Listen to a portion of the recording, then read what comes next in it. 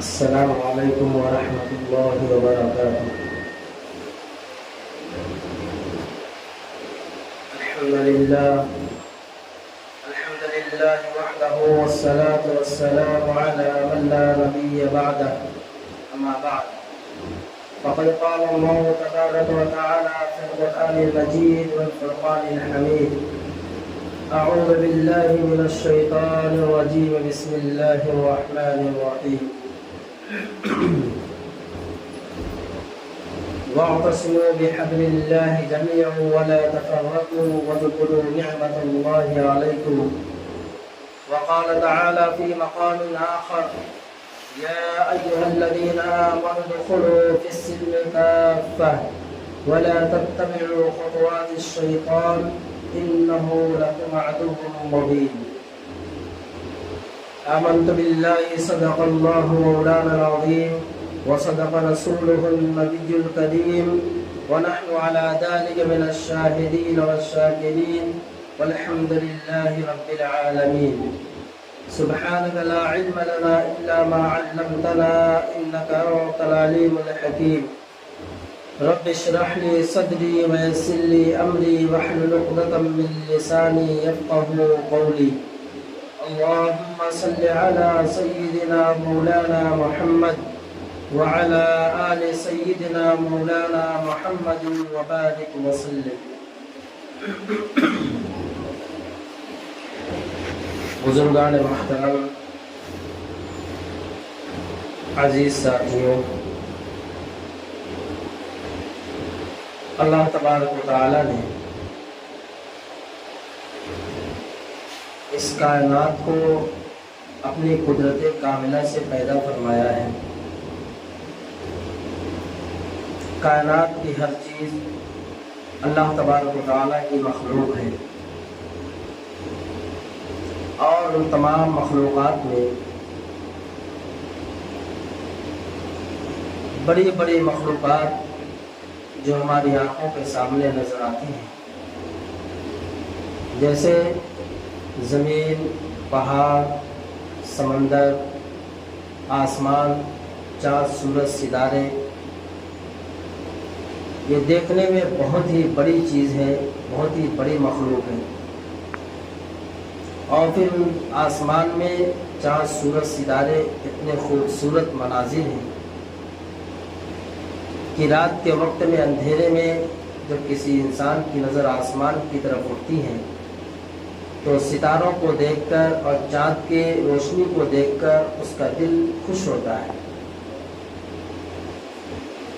اسی طرح راستہ چلتے ہوئے جب کسی گارڈن کی طرف سے اس کا گزر ہوتا ہے، جب اس میں طرح طرح کے پھول پھلواریاں دیکھتا ہے اور پھولوں سے خوشبوئیں آتی ہیں تو اس کو دیکھ کر انسان کا دل خوش ہوتا ہے کہ اللہ نے کتنی حسین و جمیل خوبصورت مخلوقات پیدا فرمائی۔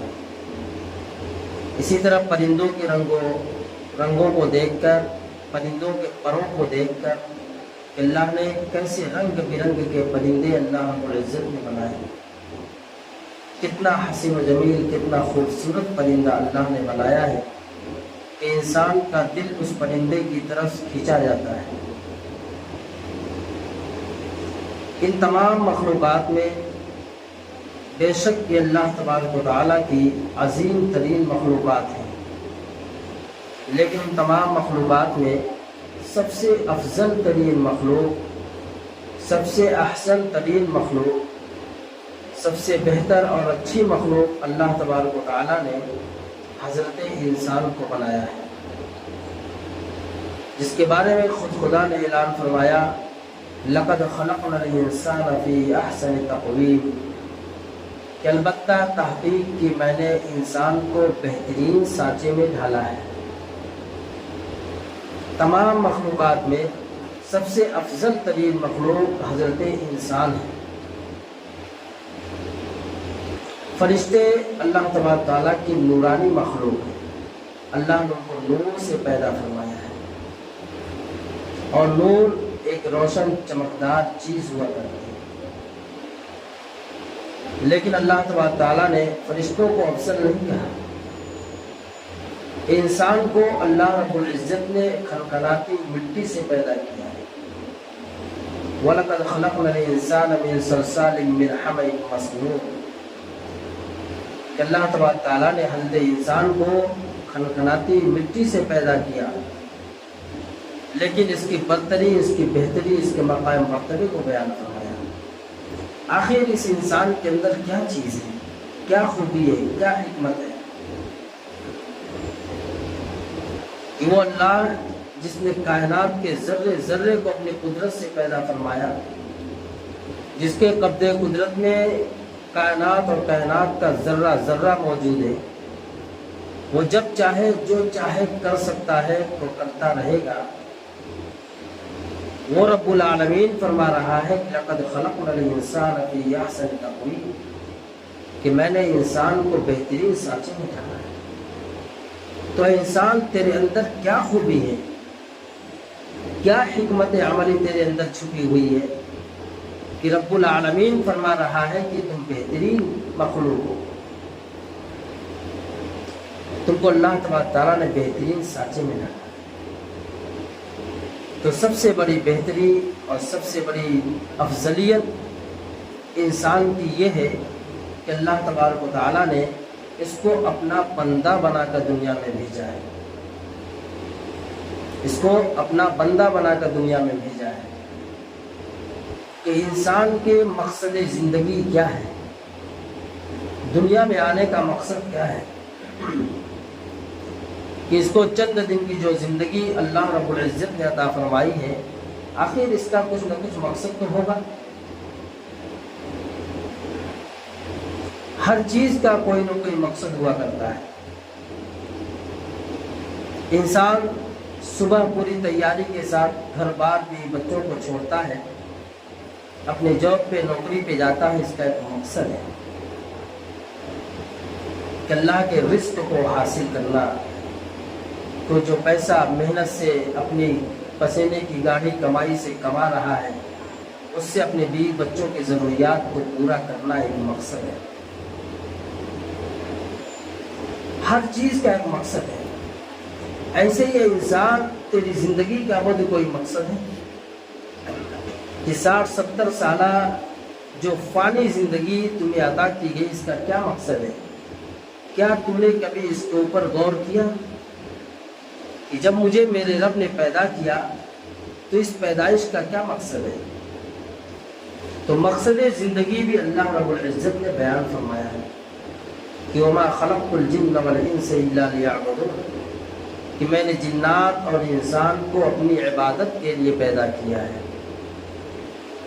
मैंने जिन्नात और इंसान को अपनी इबादत के लिए पैदा किया है।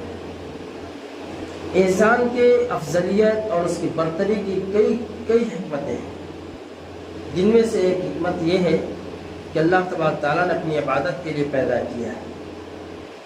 और फिर अल्लाह तबारक तआला कहता है फ़हसिब्तुम अन्नमा खलक़नाकुम अबथा, कि क्या तुमने गुमान कर रखा है कि ज़िंदगी यूं ही बेकार है, कि पैदा हुए, बचपन जवानी लड़कपन गुजारा, बुढ़ापा आया और ज़िंदगी का चिराग गुल हो गया, बस ज़िंदगी ख़त्म हो गई।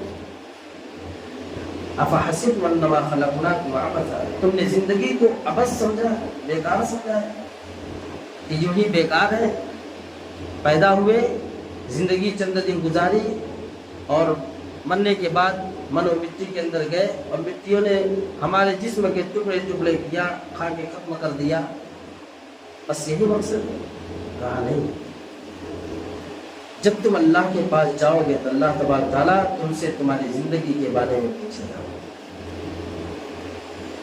अअंतुम तख़लुक़ूनहु अम नहनुल ख़ालिक़ून, कि क्या तुम खुद पैदा हो गए या तुम्हारा पैदा करने वाला कोई था? तुम खुद से पैदा हो गए या तुम्हारा पैदा करने वाला कोई था? अल्लाह पूछता है। अअंतुम तख़लुक़ूनहु अम नहनुल ख़ालिक़ून। फिर अल्लाह आगे फरमाता है अतज़रऊन अम नहनु ज़ारिऊन, ये जो तुम ज़मीन पे खेतियाँ करते हो, क्या इसके दाने तुम उगाते हो या मैं उगाता हूँ, या इसका उगाने वाला कोई और है? तो इन सब बातों का जवाब है कि अल्लाह तेरे अलावा कोई नहीं। تو نے ہی پیدا کیا ہے اپنی مرضی سے، اور تیری ہی مرضی سے اس دنیا سے ہمیں جانا ہے، اور جانا بھی یقینی ہے، جانا بھی یقینی ہے۔ موت سے کسی کو انکار نہیں۔ دنیا میں ہر چیز کا انکار کرنے والا موجود ہے، لیکن موت سے کوئی انکار نہیں کر سکتا۔ موت بہرحال آنے والی ہے، اور ہر انسان کی موت کا وقت مقرر اور متعین ہے۔ لا یستأخرون ساعۃ ولا یستقدمون۔ جب موت کا وقت آ جائے گا تو ایک سیکنڈ کی مہلت نہیں دی جائے گی۔ کوئی اگر یہ کہے کہ مجھے تھوڑی دیر مہلت دے دو، میں ذرا کچھ حساب اپنی دکان کا یا اپنے کاروباری کام کرنے والوں کا، نوکروں کا، یا اپنے گھر والوں کا کچھ حساب کتاب کچھ سے بھی کچھ ان کا نظام الاوقات بنا لو، اللہ کہتا ہے لا یستأخرون ساعۃ ولا یستقدمون، ایک سیکنڈ کی مہلت نہیں دی جائے۔ تو انسان پھر کس چیز پہ غرور کرتا ہے، کس چیز پہ گھمنڈ کر رہا ہے، کس چیز کا تکبر لے کر زمین پہ چل رہا ہے؟ تیری حقیقت تو یہ ہے کہ اللہ تبارک تعالیٰ نے تجھے ایک ناپاک نطفے سے پیدا کیا ہے، ایک ناپاک نطفے سے پیدا کیا ہے، اور پھر تجھے ماں کے پیٹ میں اللہ تبارک تعالیٰ نے رکھا، تجھے کس چیز کی خبر نہیں۔ دنیا میں آنے کے بعد شرکارگی کے عالم میں تجھے کسی چیز کی تمیز نہیں تھی کہ گندگی کیا ہے اور اچھی چیز کیا ہے، آگ کیا ہے اور پھول کیا ہے، تجھے اس کی خبر نہیں۔ اور جب تجھے جوانی آئی، جب تجھے مال اللہ نے دیا، جب تجھے بنگلہ کوٹھی دیا، سفر کرنے کے لیے سواریوں کا انتظام ہو گیا، تو اب تو اپنے آپ کو خدا سمجھنے لگا، اب تو اپنے آپ کو خدا سمجھنے لگا۔ کہا کہ انسان کا ایک مقصد، انسان کہتے کس کو ہے، انسان کہتے کس کو ہے؟ آئیے حضور پاک صلی اللہ علیہ وسلم کی ذات اقدس سے پوچھیں، انسان کہتے کس کو؟ نبی علیہ الصلوۃ والسلام کو دنیا میں آنے سے پہلے دنیا میں انسان موجود تھے۔ کسی جنگل میں حضور پاک صلی اللہ علیہ وسلم تشریف نہیں لائے، آپ کو انسانیت کے اندر، انسانوں کے درمیان پیدا کیا گیا، انسانوں کے درمیان پیدا کیا، کوئی انسان کے پیٹ سے پیدا کیا گیا انسان۔ اسی لیے اللہ کے نبی صلی اللہ علیہ وسلم اللہ تبارک تعالیٰ نے محسن انسانیت بنا کر اس دنیا میں مبعوث فرمایا، محسن انسانیت بنا کر اس دنیا میں مبعوث فرمایا کہ انسانوں کے ساتھ احسان کرنے والے۔ یہ احسان کیا چیز ہے؟ احسان ایک صفت ہے اللہ تبارک تعالیٰ کی، احسان اللہ کی صفت ہے۔ اللہ نے جیتا جاگتا انسان بنایا، اللہ کا احسان ہے۔ اللہ چاہتا تو کتے، خنزیر، بلی بھی پیدا بنا دیتا، اور ہم کچھ نہیں کر سکتے تھے، لیکن اللہ کا احسان کروڑہا احسان ہے کہ اللہ نے ہمیں اشرف المخلوقات حضرت انسان بنا کر دنیا میں بھیجا ہے۔ تو محسن انسانیت اللہ تبارک تعالیٰ نے حضور نبی کریم علیہ الصلوۃ والسلام کو بنایا۔ محسن انسانیت کیوں بنایا؟ انسان تو موجود تھے، انسان موجود تھے، لیکن انسانیت ختم ہو چکی تھی۔ انسان کا ایک ڈھانچہ موجود تھا، لیکن انسانیت ختم ہو چکی تھی۔ اب انسانیت کیا چیز ہے؟ چنانچہ ہم سفر کرتے ہیں، ایک غیر مسلم بھی اگر ہمارے ساتھ جا رہا ہے، اگر کوئی اس سے کہے کہ ذرا سیٹ سے ہٹ جاؤ، تھوڑا سا مجھے جگہ دے دو، اگر کوئی نہیں دیتا ہے تو وہ کہتا ہے ارے انسانیت کا بھی کوئی تقاضا ہوتا ہے، انسانیت بھی کوئی چیز ہوتی ہے۔ یعنی کسی کے ساتھ احسان کرنا یہ انسانیت کہلاتا ہے، کسی کے کام آ جانا یہ انسانیت کہلاتا ہے۔ تو حضور نبی کریم علیہ الصلوۃ والسلام جس وقت دنیا میں تشریف لائے سوئے زمین پر، دنیا میں انسان موجود تھے، لیکن ہر ایک انسان ایک دوسرے کے خون کا پیاسا تھا۔ ہر کسی کے اندر عداوتیں کوٹ کوٹ کر بھری گئی۔ ہزاروں مرتبہ ہم نے سنا کہ مکہ کی وہ سرزمین، جس سرزمین پہ اللہ تبارک و تعالیٰ نے خاتم النبیین حضرت محمد صلی اللہ علیہ وسلم کو مبعوث فرمایا، آپ کے آنے سے پہلے انسان موجود تھے، لیکن ان کے اندر انسانیت اتنی گری ہوئی تھی کہ باپ خود اپنی صلب سے پیدا ہوئی بیٹی کو زندہ ترغور کر دیتا ہے۔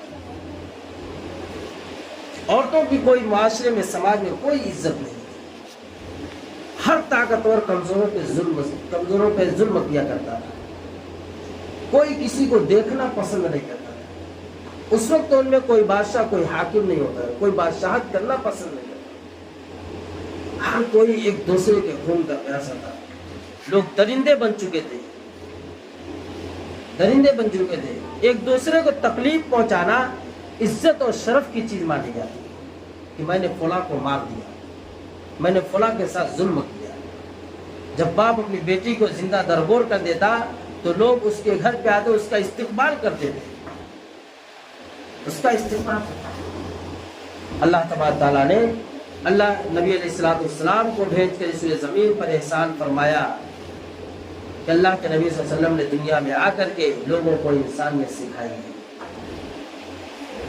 آپ نبی تو تھے لیکن نبوت کا اعلان کرنے کا حکم نہیں تھا۔ آپ پیدائشی نبی ہیں، 40 سال کے بعد اعلان نبوت کا حکم ہوا، لیکن وہ 40 سالہ جو مکی زندگی ہے حضور پاک صلی اللہ علیہ وسلم کی نبوت سے پہلے والی، وہ کس چیز کی ہے؟ وہ انسانیت کی ہے، وہ احسان کی ہے، وہ اخلاق کی ہے۔ آپ صلی اللہ علیہ وسلم نے اپنے اخلاق سے لوگوں کے دلوں کو جیتا ہے، انسانیت سکھلائی، بڑوں کا ادب و احترام کرنا سکھلایا، چھوٹوں پہ شفقت کرنا سکھلایا، عورتوں کے عزت اور عفت کو محفوظ رکھنا سکھلایا ہے، والدین کے مقام و مرتبے کو بتلایا ہے، بھائی بہن کی محبت اور الفت کو بتلایا ہے، سچی تجارت کرنا بتلایا ہے، امانت داری سکھلایا ہے، سچ بولنا سکھلایا ہے کہ لوگوں اس روئے زمین پر جینے کے لیے، اس روئے زمین پر زندگی گزارنے کے لیے تمہیں کیسے رویے اختیار کرنا ہے۔ اللہ کے نبی صلی اللہ علیہ وسلم نے 40 سالہ لوگوں کو سکھایا ہے۔ اسی کا نام کیا ہے؟ انسانیت، اسی کا نام انسان ہے۔ انسان تجھے کس چیز نے دھوکے میں ڈال دیا ہے؟ تو اپنی حقیقت کو ذرا پہچان کہ تیری حقیقت کیا ہے۔ ایک نطفے سے پیدا ہونا، مٹی میں مل جانا، یہ درمیان کی جو زندگی ہے، یہ جو زندگی ہے یہ آخرت کو بنانے والی زندگی ہے۔ یہ دنیا میں آ کر کے ختم ہو جانا، اس کا نام زندگی نہیں ہے۔ دنیا میں آ کر کے آخرت کو بنا لینا، اس کا نام زندگی ہے۔ ہمارا ایمان ہے، عقیدہ ہے، والبعث بعد الموت، کہ مرنے کے بعد دوبارہ زندہ ہونا ہے، مرنے کے بعد دوبارہ زندہ ہونا ہے۔ یہ ہمارا عقیدہ ہے، ایمان ہے مومن کا اور مسلمان کا، کہ مرنے کے بعد جب دوبارہ زندہ ہونا ہے، اللہ تعالیٰ پیدا ہونے سے لے کر کے موت تک کے درمیان کا جو وقفہ گزرا ہے، چاہے جتنے سال بھی گزارا ہے، اسی سال کا، اسی زندگی کا اللہ رب العزت کے سامنے ہمیں حساب دینا ہے۔ پھر اللہ پوچھے گا، زندگی دی تھی، جوانی دی تھی، مال دیا تھا، کیا کیا، کیسے زندگی گزاری؟ کہ تو خود تو پیٹ بھر کے کھا رہا تھا، پڑوس میں ایک غریب نادار کے پاس 2 وقت کی روٹی موجود نہیں تھی، کیا تو نے کبھی اس کی خبر لیا؟ اس لیے اللہ کے نبی صلی اللہ علیہ وسلم کو جب وحی نازل ہوئی، جب آپ گھر پہ آئے، اما خدیجہ رضی اللہ تعالیٰ عنہ نے دیکھا کہ اللہ کے رسول صلی اللہ علیہ وسلم چادر اوڑے ہوئے کانپ رہے ہیں۔ ام المؤمنین خدیجہ رضی اللہ تعالیٰ عنہ نے پوچھا کہ محبوب کیا بات ہے، آپ بڑے گھبرائے ہوئے؟ تو اللہ کے نبی صلی اللہ علیہ وسلم نے فرمایا کہ میری محبوبہ، آج تو ایسا لگتا ہے کہ میری روح میرے تن سے جدا ہو جائے۔ میرے ساتھ ایسا معاملہ ہوا ہے کہ میں غار حرا میں تھا اور اللہ کی طرف سے ایک فرشتہ آیا اور مجھے زور سے دبایا، جس کی وجہ سے ایسا لگ رہا ہے کہ میری ہڈیاں ایک دوسرے میں گھس گئی تھی۔ قرآن کا بوجھ تھا، قرآن کا وزن تھا۔ تو اما خدیجہ رضی اللہ تعالیٰ عنہ نے دلاسا دلایا، کیا کہا؟ یہ نہیں کہا کہ آپ تو نبی ہیں، آپ تو اللہ کے برگزیدہ بندے ہیں، یہ کہا آپ تو یتیموں کے رکھوالی کرنے والے ہیں، آپ تو ناداروں کے، بے کسوں کے کام آنے والے ہیں، آپ نے تو لوگوں کو انسانیت سکھلائی ہے، آپ نے لوگوں کو جینے کے سلیقے اور طریقے بتلائے ہیں، برا آپ کا اللہ آپ کو کیسے ضائع کر سکتا ہے؟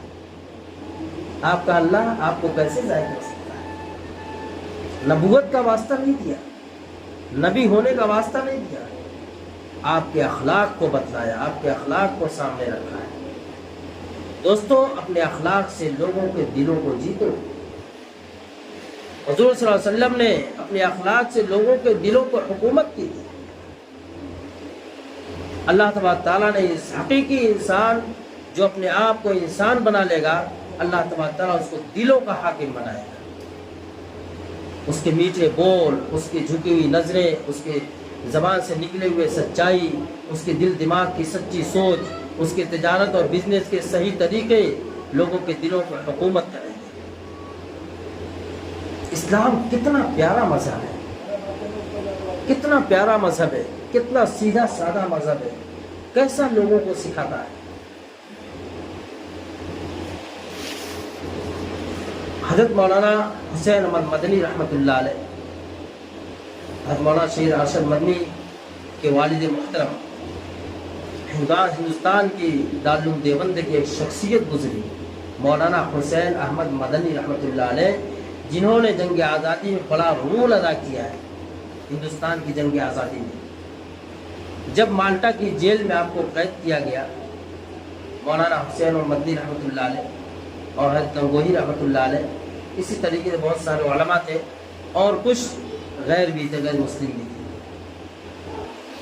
تو جب مالٹا کی جیل میں ان کو جس کوارٹر جس روم میں رکھا گیا تھا، تو اس کے ساتھ ایک غیر مسلم بھی تھا، ان کے ساتھ ایک غیر مسلم بھی تھا۔ اور جیل ہوتی ہے، جیل ہوتی ہے، وہاں کسی طرح کی سہولتیں تھوڑی ہوتی ہیں، وہاں تو پریشانیاں ہی پریشانیاں ہیں۔ اچھا، ساتھ میں رکھا گیا لیکن کوئی ایک دوسرے سے بات نہیں کر سکتا، یہ اس کا نام جیل ہے۔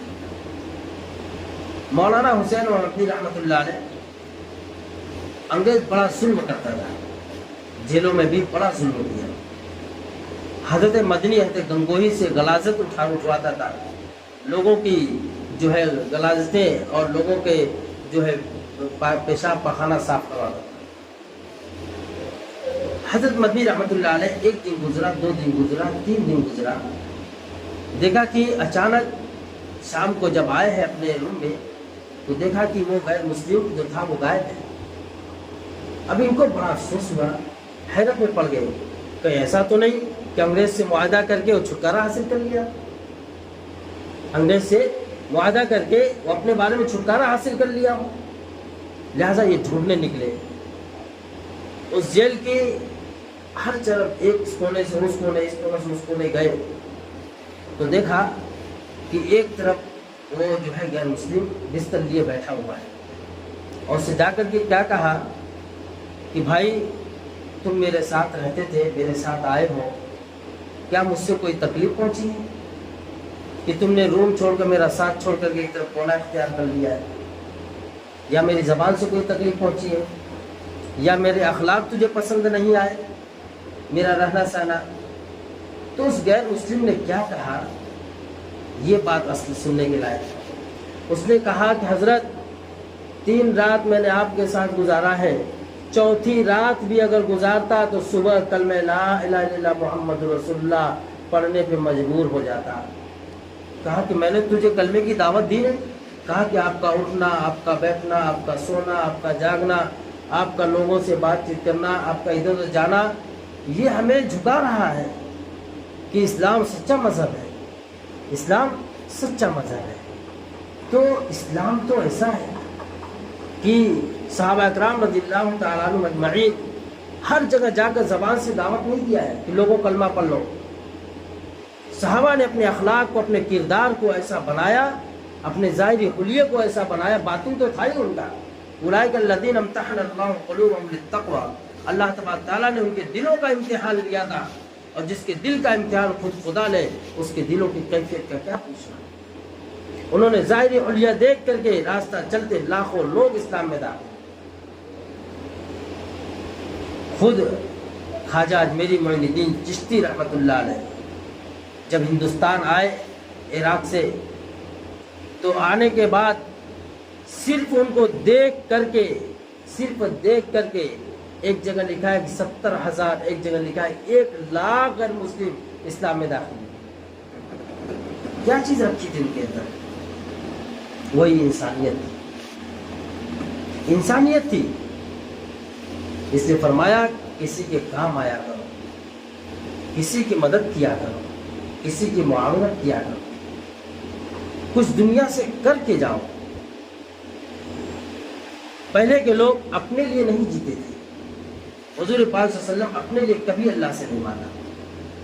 اللہ کے رسول صلی اللہ علیہ وسلم فرماتے ہیں کہ میں مطاف میں رویا، میں نے آنسو بہایا، مینا کی وادیوں میں آنسو بہایا، طائف کے ریگستانوں میں آنسو بہایا، عرفات میں آنسو بہایا، لوگوں نے مجھے پتھر مارا، لوگوں نے مجھے لہو لہان کیا، چہرے مبارک پہ تھوکا، کمر مبارک میں اونٹ کی اوج رکھی گئی، مجھے لوگ گالیاں دیا کرتے تھے، پتھر مارتے تھے، لیکن میں کبھی اپنی ذات کے لیے نہیں رویا، کبھی اپنی بیٹی فاطمہ، ام کلثوم، رقیہ، زینب کے لیے نہیں آنسو بہایا۔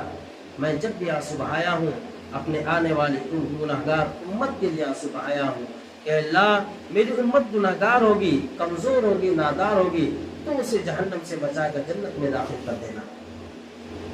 اللہ کے رسول صلی اللہ علیہ وسلم لوگوں کے کام آئے،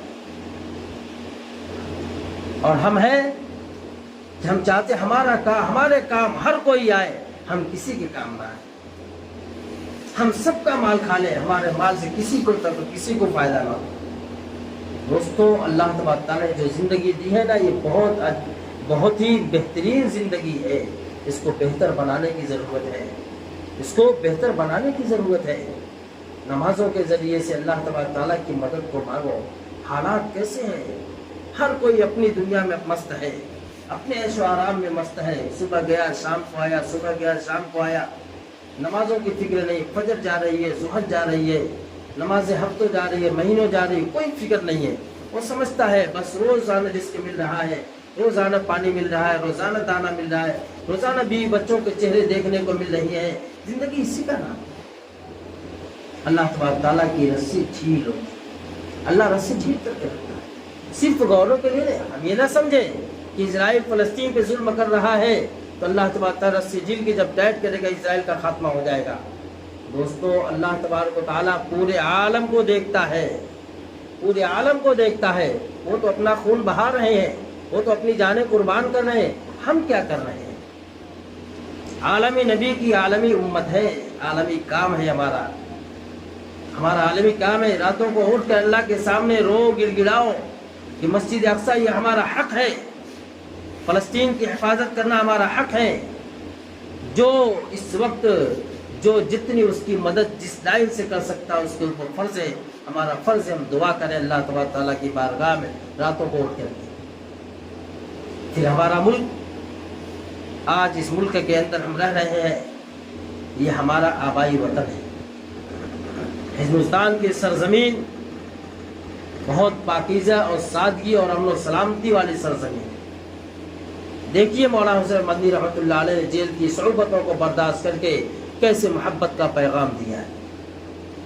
یہاں سے محبت اور امن اور شانتی اور سکون اٹھتا اس زمین سے پیدا ہوتا ہے، نفرتیں پیدا کرنے والی ہندوستان کی سرزمین نہیں ہے۔ لیکن آج موجودہ حکومت نے جو ہمارے اوپر، جو شریعت کے اوپر وقف، اس شریعت کا ایک قانون ہے، اوقاف کی زمینیں یہ اللہ تبارک تعالیٰ کی زمین ہے، اور آج اس پہ انگلی اٹھائی جا رہی ہے۔ بس اتنا سمجھے کہ اوقاف ہمارا حق ہے، ہمارے آباء و اجداد نے وہ زمینیں، وہ جائیدادیں اللہ کے لیے وقف کیا ہے، اس پر کسی کا قبضہ نہیں ہو سکتا ہے، اور کوئی قبضہ کرے یہ ہم برداشت بھی نہیں کریں گے، یہ ہمیں کبھی قبول بھی نہیں ہے کہ اللہ کی زمین پہ کوئی قبضہ کرے، مسجدوں مدرسوں کو بند کرے۔ کیوں بند ہو رہے ہیں؟ مسجدوں کے تالے کیوں لگ رہے ہیں؟ ہم اپنے غریبان میں جھانک کر کے دیکھیں تو پتہ چلے گا کہ جو چیز ویران ہوتی ہے وہ ختم ہو کر دی جاتی ہے، جو چیز ویران ہوتی ہے وہ ختم کر دی جاتی ہے، جس کی قدر نہیں ہوتی ہے اس کو مٹا دیا جاتا ہے۔ آج مسجدوں کی قدر نہیں، مارکیٹ آباد ہے، جو ہے بازاریں آباد ہیں، چوراہے آباد ہیں، اللہ کا گھر کی راہ ہے۔